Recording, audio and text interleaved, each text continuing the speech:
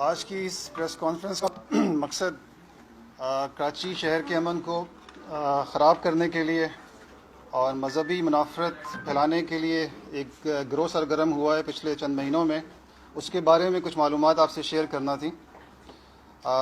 جنوری 2019 سے مذہبی sectarian killings جس کو ہم کہتے ہیں، اس کے اندر کوئی 15 سے 16 لوگ ابھی تک ٹارگٹ کلنگ کا شکار ہو چکے ہیں، اور جس کے پیچھے ایک منظم سازش کے تحت ایک گروہ ایکٹیو ہوا ہے، اور اس کے جو لوگ ہیں انہوں نے ایک پڑوسی ملک سے ٹریننگ حاصل کی، اس کی فنڈنگ بھی وہاں سے آتی ہے، اور اس کے کچھ لوگ پولیس نے پکڑے، جس میں ضلع ملیر میں کچھ لوگ پکڑے گئے اور CTD نے بھی کچھ لوگ پکڑے ہیں۔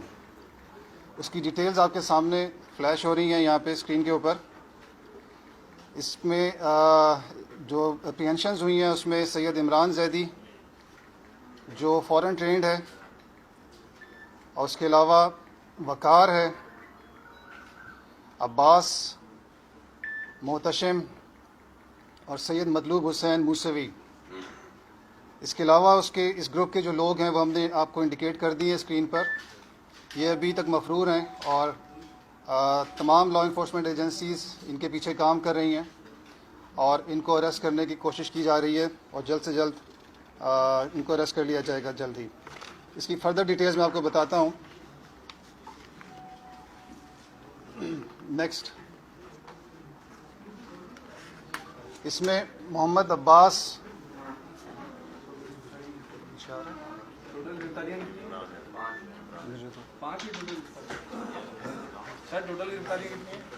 ابھی میں بتاتا ہوں آپ کو۔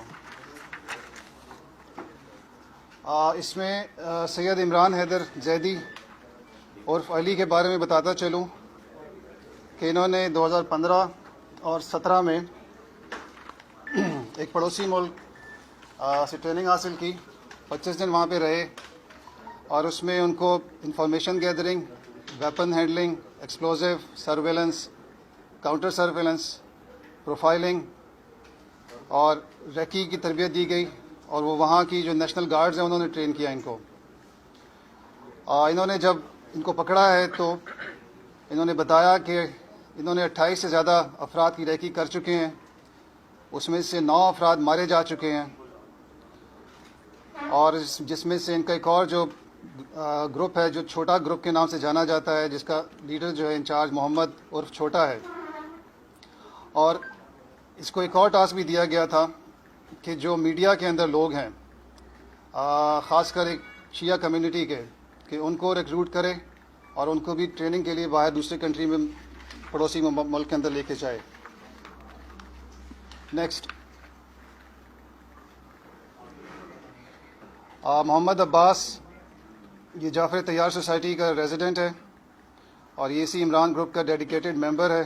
اس نے بھی ٹریننگ باہر سے حاصل کی، پڑوسی ملک سے، اور اس کی FIRs آپ کے سامنے دکھائی جا رہی ہیں۔ تیسرا حضرت وقار رضا ایلیس وکی، یہ فیڈرل بی ایریا کے رہائشی ہیں اور ایکٹیو ممبر ہیں پیام ولایت اسکاؤٹس کے، اور ان کا کام یہ تھا کہ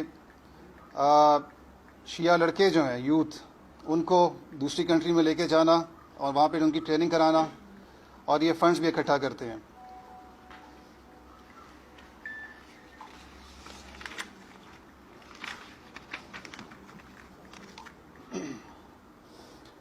سید محتشم، یہ حسین ہزارہ گوٹ گلستان جوہر کے رہائشی ہیں، اور انہوں نے بھی ملٹری ٹریننگ جو ہے وہ نیبرنگ کنٹری سے حاصل کی، 2 دفعہ وہاں پہ ان کا وہاں وزٹ رہا، جس میں weapon, explosive handling, surveillance, counter surveillance اور ریکی۔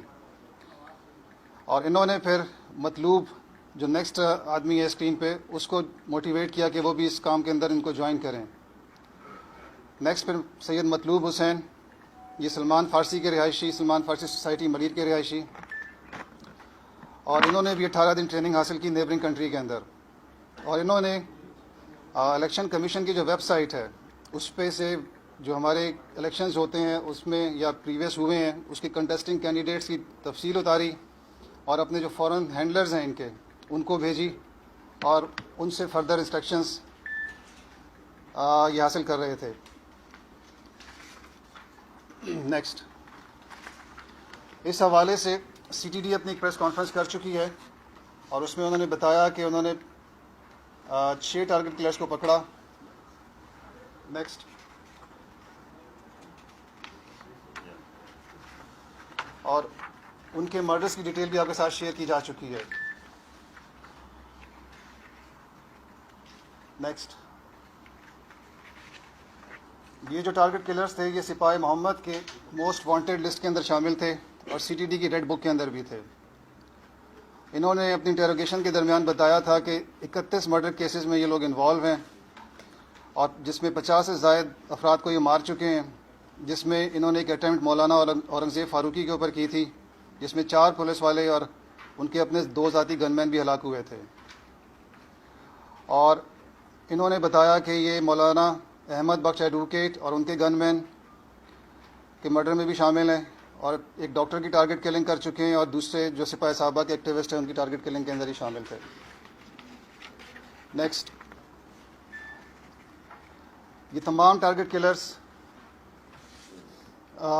ٹرینڈ شوٹرز ہیں اور ان کو باقاعدہ سپورٹ ملتی ہے ویپنز کی، وہیکلز کی اور فنڈز کی، جو کہ ان کو ایک پڑوسی ملک سپورٹ کرتا ہے اور پڑوسی ملک ان کو 40,000 روپے پر مہینہ ہر مہینے دیتا ہے اور 20,000 روپے ان لوگوں کو جو ریکی کرتے ہیں ٹارگٹس کی. اور یہی وہ نام ہیں جو کہ مسنگ پرسنس کی لسٹ میں بھی بتائے جاتے ہیں کہ یہ لوگ مس ہیں. اب جب سے یہ جیسا میں نے بتایا کہ جنوری کے مہینے سے ٹارگٹ کلنگ شروع ہوئی اس شہر کے اندر تو لا انفورسمنٹ ایجنسیز ایکٹیو ہوئیں اور انہوں نے جب ان لوگوں کو گرفتار کیا تو باقاعدہ ایک منصوبے کے تحت اس سارے ایکشن کو انہوں نے خراب کرنے کے لیے، اس کو بدنام کرنے کے لیے ایک چیز سامنے لے کے آئے کہ یہ لوگ مسنگ پرسنس تھے اور یہ ہمیں معصوم لوگ ہیں اور یہ کسی چیز کے اندر شامل نہیں ہیں. تو یہ آپ آج کی پریس کانفرنس کا مقصد بتانے کا یہ تھا کہ ان سے جو حاصل شدہ معلومات ہیں وہ یہ ہیں اور مزید اس لسٹ پہ کام بھی ہو رہا ہے اور اس لسٹ کے اندر جو بہت سارے موجودہ لوگ ہیں وہ اس خوف سے بھی چھپ گئے ہیں کہ کہیں ان کو بھی نہ پکڑا جائے اور جو ان کو کور دیا جا رہا ہے کوئی دھرنے کی شکل میں کسی اور شکل میں، تو یہ سارا سلسلہ ایک دوسرے سے جڑا ہوا ہے.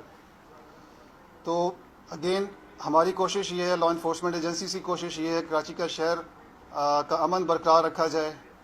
رمضان کا مہینہ شروع ہو رہا ہے، ہم نے کافی ان سے باتیں شیئر کی، ان کو بتایا بھی، یہ معلومات بھی ان سے شیئر کی جو وہاں پہ سرکردہ لوگ ہیں کہ یہ مختلف قسم کی چیزوں میں شامل ہیں اور ان کے کیسز مختلف کورٹس میں چل رہے ہیں اور یہ اس شہر کے امن کو خراب کرنا چاہتے ہیں.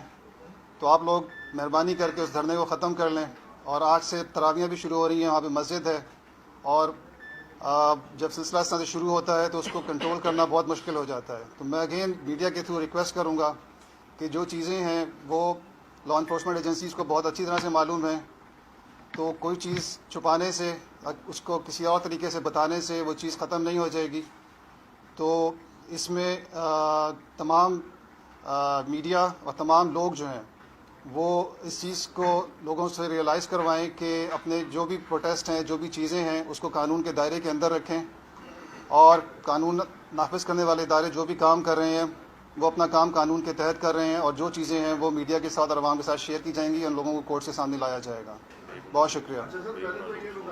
اور اس میں جو بے گناہ کچھ لوگ اگر پکڑے گئے تھے تو انیشیل انٹروگیشن کے بعد ان کو فوری طور پہ چھوڑ بھی دیا گیا تھا.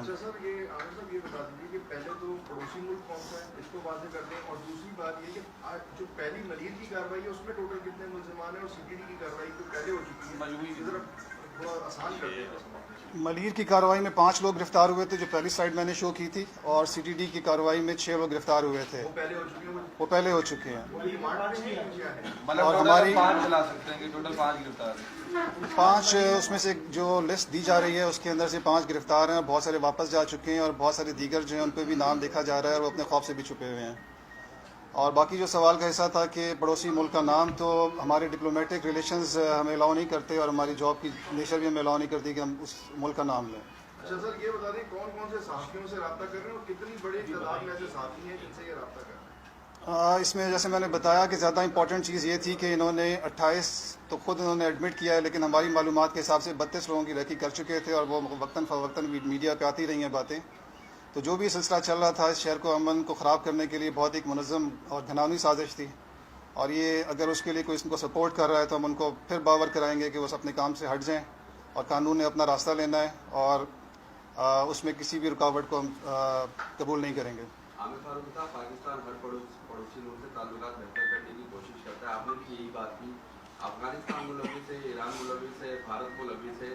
اس چیز کو جب تک آپ منظر عام پر نہیں لائیں گے تو اس چیز پہ بات آگے کیسے ہوگی؟ اور آپ نے جو پڑوسی ملک کا ذکر کیا ہے اس کے کونسل خانے کو یا اس کے حکام کو آگاہ کیا اس تمام تر صورتحال سے کچھ فیصلہ کرانے کے سے دوست کب کی آپ لوگوں کی ملاقات ہوئی تھی، جو احتجاج کی آپ نے بات کی، ان کو اس تمام تر صورتحال سے آپ لوگوں نے آگاہ کیا؟ انہوں نے کیا کہا آپ کو؟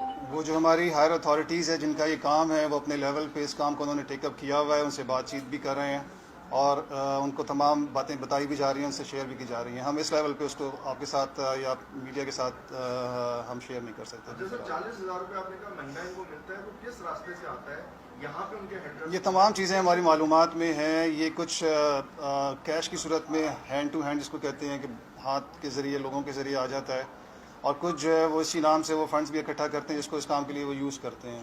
تو تمام چیزیں وہ ان کی اس ٹائم پہ انویسٹیگیٹ ہو رہی ہیں. تمام ایجنسیز اس چیز کے اوپر فوکس کیا ہوا ہے. کراچی میں ہونے والی کلنگ کو اگر ہم ایسے لیں گے، یہ پوری کلنگ جو ہے باہر ہو رہی ہے، پلان باہر ہوتا ہے اور کلنگ یہاں ہوتی ہے، ایسا ہی ماسٹر مائنڈ اس کے بیرون ملک میں ان کے ہینڈلرز ماسٹر مائنڈ کی طرح ان کے ہینڈلرز باہر ہیں اور پاکستان میں بھی ہیں، اور اصل جو ساری جو سازش بنائی جا رہی ہے وہ باہر بنائی جا رہی ہے. اچھا، یہ رمضان المبارک میں ہمیشہ سیکیورٹی تھریٹس بھی بڑھ جاتے ہیں، خدشات بھی بڑھ جاتے ہیں، ٹارگیٹ کلنگ کے ساتھ ساتھ اسٹریٹ کرائم اور دیگر واقعات کے. تو کیا ان کے پکڑے جانے کے بعد ان واقعات میں کچھ کمی آئے گی؟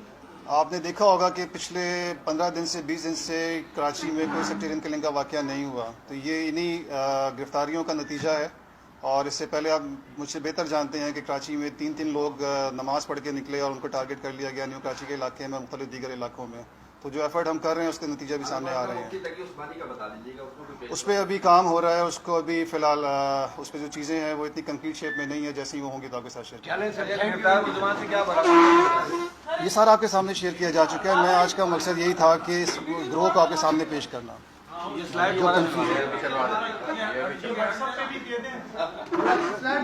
یہ